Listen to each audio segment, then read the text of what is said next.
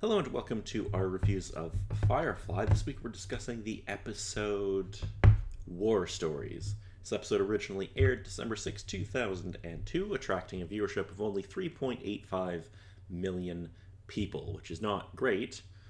And I'm Paul, and And I'm Dave. I totally That's a little forgot to do sad that. to hear, because this one seems for a good episode with that.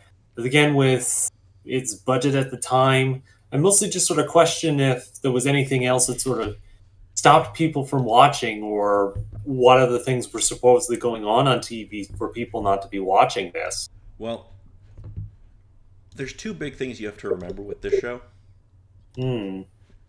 is that if we go back in time and we look up the date here, so December 6, 2002, Mm-hmm.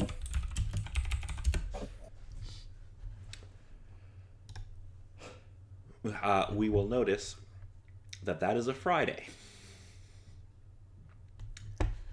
So Mm, Friday is always the worst day of the week to have your show on because everybody, like, if you're gonna go out and do something, you're gonna do it on a Friday night. mm. True, true. So your shows tend to not do very well on Fridays, and you also have to remember that they were kind of just airing these episodes at whatever order they kind of thought made sense. Whatever supposedly made sense to them.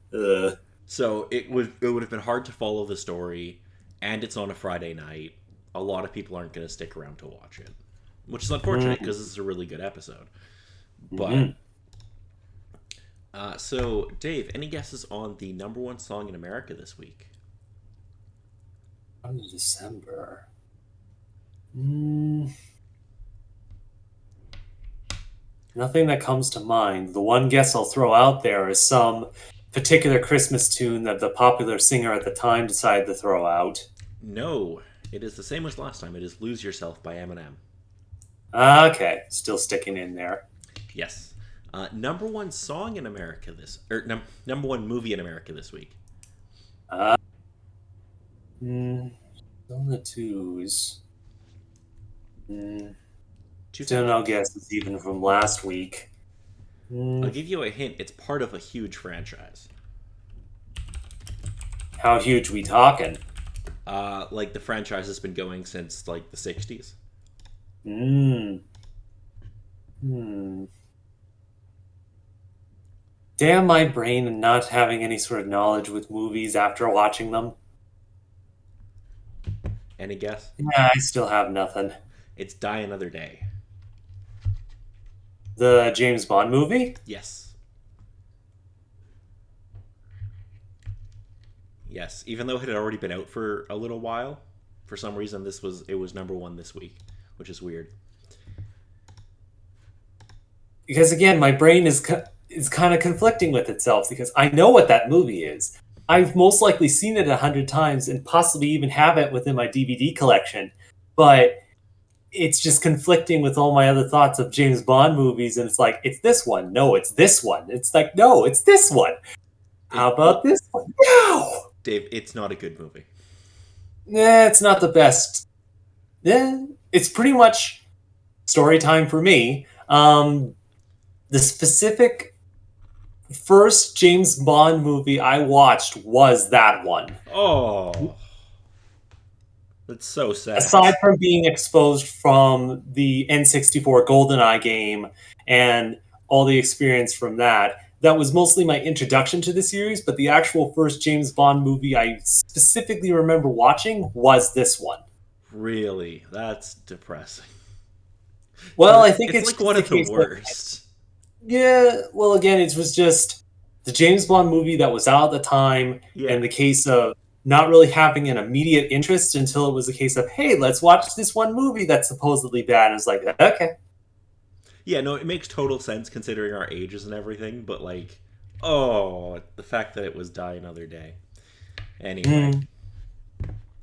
Anywho, stepping away from that story and moving on to the war stories. And or, oh uh, no, there's still the two other questions I believe I you've have got. one other question for you. And who was the WWF champion at the time? Oh, you mentioned, and I do somewhat remember it, but it's on the tip of my tongue. Uh, no, it's not him. Uh, Darn it, brain! It's not Stone Cold. No, Mm, it is not Stone Cold. Although you're in the uh, right era. Again, have it in my head, but I can't place the name. Damn it! It's the Big Show. Big Show. Not exactly who I was thinking of, but still, that should have been the easy stab in the dark.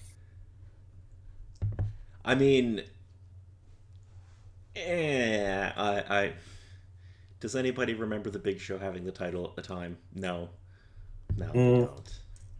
mm, Nothing against Big Show. Like he's one of those guys that should have been a bigger star than he was.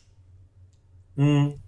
No, because I mean, like my thing is like you look at like just a few years prior to this when he was in WCW, he was doing like moonsaults off the top rope and stuff. Okay. For a guy that size to be that agile, like he should have been a massive star, but you It know, just wasn't in the cards that were dealt or seen. it was just bad timing because like he came along the same time as like Stone Cold, The Rock, a lot of other like super huge stars. It's just bad That did timing. kind of catch the spotlight and ran with it. Yeah, if he came in 5 years later, he probably would have been a bigger star. But anyways, Hmm. that's not what we're here to talk about today. We're here to Although talk although about we the could war we could stories. talk for 3 hours about that if you'd like. I'm sure you could. I would just sort of be sitting here like, I'm going to forget this after 5 minutes. Yeah, probably. Anyway, in this episode, we start on Serenity, where Simon is reviewing the data he collected on River in the previous episode, Ariel. Shepherd Book looks over his shoulder, musing about a warrior poet named, and I'm probably going to butcher this name, Ziying Yu. Book cites a quote from this person, suggesting that the that the way to truly learn about someone is to torture them, and wonders if this was the purpose behind the brain surgery done on River. Simon disagrees, believing there was a specific goal the unknown surgeons were hoping to achieve. Elsewhere, the crime lord Niska is having another betrayer tortured, also alluding to this warrior poet. His Mm. new lieutenant, Victor, interrupts him to announce a nearby Firefly class ship that might belong to Malcolm Reynolds, the man who previously had a business arrangement with Niska. Niska orders his man to fetch the culprit. Back on Serenity, Kaylee playfully chases River around the cargo bay after the girl took her apple, despite Jane having contributed a crate's worth to the ship's stores. Once she takes hold of the apple, Kaylee claims no power in the verse. Or no, sorry. Excuse me. River claims that no power in the verse can stop me. Amid the noise, Inaria urges Mal to respect the privacy of her imminently arriving client, a local counselor of some political importance. Mal reassures her that he won't cause a scene like the earlier one in Shindig that nearly got him killed. Inaria is also concerned about the other crew ogling her client. Later, Zoe and Wash puzzle over Jane's generosity as they munch on the apples, which, I mean, fair enough. Jane gave somebody things for free. Yeah. Kaylee asks why Zoe and Mal always cut up their apples, and Zoe and Mal, who joins them, tell a war story about Griswolds, tiny pressure sensitive explosive grenades that were embedded in apples by Lion's troops. Wash sardonically embellishes the story, annoyed at the frequent references to his wife's long history with the captain. Mal vetoes Wash's idea to improve their profit from the medicine sales by bypassing the local middlemen. Wash is surprised by this because Zoe told him that hadn't run it by the captain. Later, Zoe admits to Wash that she had mentioned it. Mal disagreed. She accepted his judgment and then lied to Wash to save his feelings. This makes Wash all the more upset because of her casual deference to Mal and dishonesty with him. In the Tams quarters, River reminisces about her fun with Kaylee, but her chaotic thoughts intrude on her. Despite Simon's treatments elsewhere, Book chides Kaylee and Jane for trying to steal a peek at Anaria's arriving client, who turns out to be a woman against the crew's expectations. Wah wah wah. Jane then lecherously says, "I'll be in my bunk," which will become a running gag throughout the episode. because I'll be a bug. he's gonna go jerk off. That's the joke. Yeah. That's Yeah. that's the joke. Anyway, Yes. preparing the shuttle for their business rendezvous, Zoe and Mal discover that it has been sabotaged by Wash, who demands that he go with Mal to the meeting. He explains that he wants to take Zoe's place at Mal's side so they don't bring back yet another tale of adventure-laden bonding. An annoyed Zoe leaves them to their mission, and Mal reluctantly agrees, more concerned about getting underway than participating in a domestic dispute. In her quarters, Anaria massages the counselor while remarking that when she chooses her rare female client, she does so because they are extraordinary in some way, and hints that the counselor's gift is allowing Inaria herself to relax and to serve her own needs as well as the counselor's. Meanwhile, Wash defends his assumption of Zoe's role to Mal and winds up hauling the merchandise to the meeting. As the deal goes down, the middlemen are killed by snipers who suddenly arise from the sand to capture Mal and Wash. Later, Anaria bids goodbye to her client. Zoe becomes concerned about what happened to the missing crewmates. Book volunteers to accompany them, and at the deserted meeting site determines the weaponry used to take their people, which is kind of odd for a shepherd. Zoe notices the abandoned supplies and burn trail left on the ground by a short-range craft, not commonly part of a spaceship, but of a space station. This evidence implies implicates Niska in the kidnapping. On Niska's Skyplex, the kidnappees bicker, with Wash becoming increasingly incensed about both the danger that Mal regularly exposes Zoe to and that she obeys Mal. Wash questions Mal's assertion that his first mate doesn't blindly obey him, but Mal backs up, claiming that he told her not to marry Wash. Where are we? However, Wait. No, I skipped ahead. Niska appears and begins torturing them, but Mal and Wash spend their entire time continuing to bicker while refusing to acknowledge the torture, which is quite funny. Oh, there you go. Mal notices that Wash's anger keeps him from collapsing, so he hints about a sexual history with Zoe. Wash, however, is sure this never happened and claims that Mal should sleep with her just so his wife can get past what Wash feels is a fixation on her captain. Mal accepts to keep Wash from breaking.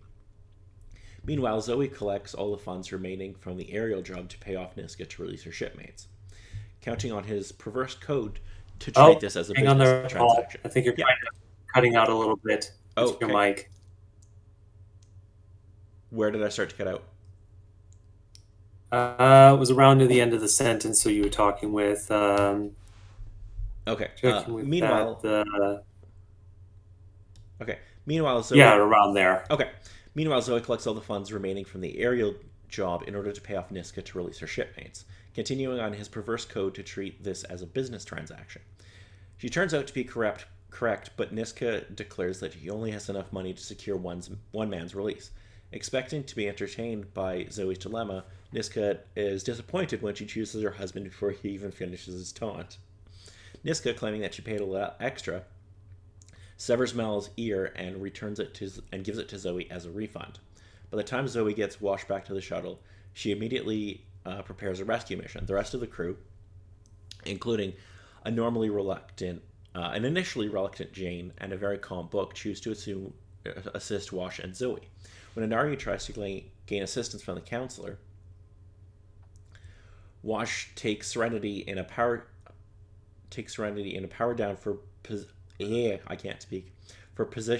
a precision stealth breach, allowing the crew to board the station before the defenders can respond. After Mal has endured further torture without breaking down, Niska has a device affixed to Mal's chest which forces thin tendrils underneath his skin, causing extreme pain. The treatment technically kills Mal, but his tormentors revive him, leaving the weakened captain lying unrestrained on a table as they slice him with wire cutters. As Zoe leads Jane and Wash toward the torture room, Book, Simon, and Kaylee stay behind to prevent the station personnel from taking over the ship. While Book and Simon hold their own, Kaylee is emotionally unable to attack and retreats when presented by enemy gunfire. River, who has stayed out of the gunfight up to this point, appears and takes Kaylee's pistol. After a quick glance at the three attackers, River emerges, closes her eyes, and kills the enemy troops with three rapid, precise shots.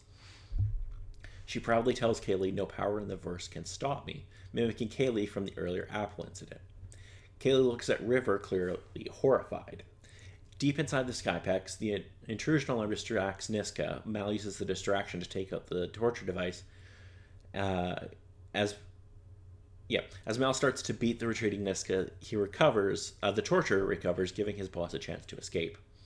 The rescuers arrive to find Mal being throttled by his torturer. Although Zoe initially suggests Mal must face his torture alone, he exclaims in the opposite, and the crew guns the torturer down. Later, Mal joins the crew in Serenity's cargo hold, where he fiddles with his ear, reattached courtesy of equipment supplied by the counselor. Simon expresses discomfort at shooting people, but Book reassures him they never actually shot anyone in the gunfight, which was quite good. In the dining room, in a display of marital devotion, Zoe serves her recuperating husband some soup. Mal enters to remind Wash of the agreement they made during the torture. To Wash's objections, he explains to Zoe about there being a mutual burning sexual tension. Zoe plays along, and just as the war veterans awkwardly move as if to embrace each other, Jane walks in and comments that something about that just feels downright unsettling. An angry Wash gets up, dragging his wife off. Jane immediately descends upon the abandoned soup. Meanwhile, Kaylee looks nervous to the River, no longer willing to play with her. God, that was a long one. Anyway, what did you think of this episode? Oh, with this episode, it was definitely really fun. Again, I could see just at the start of the episode with sort of the introduction of the torture styling and then bringing it back to the introduction of the mob boss character that liked to do that sort of thing. I was sort of thinking, ooh, I hope that they don't really go in kind of a cookie cutter way with this. But no, as it turned out, it's worked out interesting with its flow of taking that sort of idea and showing the interesting problem with Wash having concern with his wife being more obedient to the captain than she is to him for the basis of things, where she has understanding and works with how problems present themselves. Yeah. And then, of course, just everything else with the episode was fun little additions and points to there, as well as that one little nugget of, man, River is scary when she needs to be. Yes, we finally see River, like, I don't want to say do something, but she finally does something. And it was quite a something, taking out 3 armed guards with 3 precise shots with her eyes closed. I know, it's a really fun scene because we're starting to see, like, okay, there's something about River that we need to figure out what's going on here. Because she is not what she seems. Most definitely.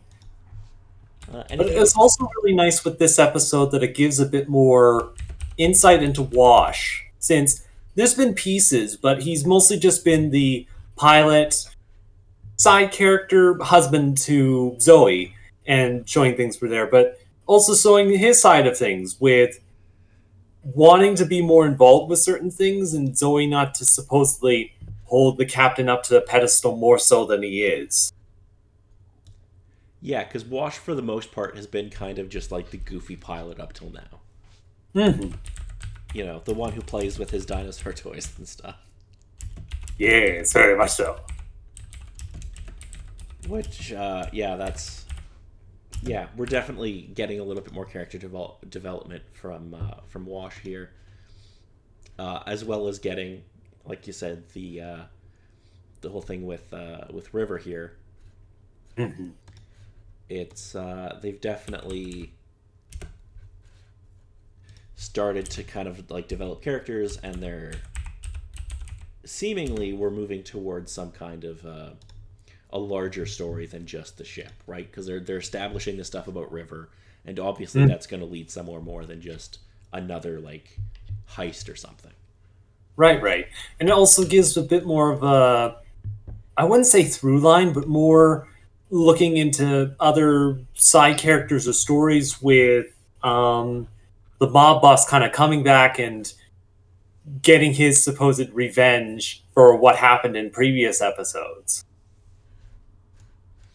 Yeah, we bring that character back because, I mean, he's a fun That character to makes it an bring back. interesting story for it. Yeah, yeah, yeah, exactly.